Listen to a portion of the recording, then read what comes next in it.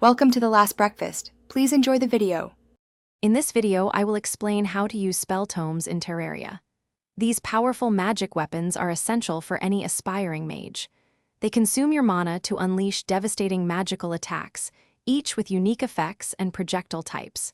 To begin, simply equip a spell tome into your hotbar. Then, select it and click to cast its powerful magic, making sure you have enough mana available for the spell. Acquiring spell tomes involves several methods.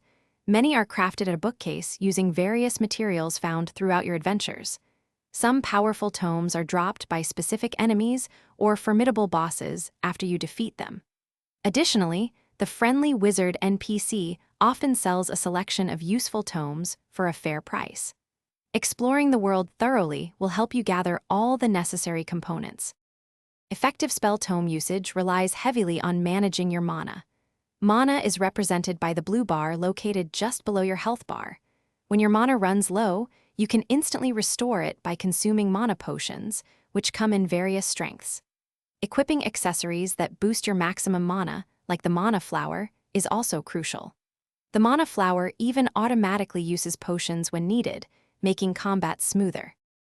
Mastering spell tome combat involves strategic thinking.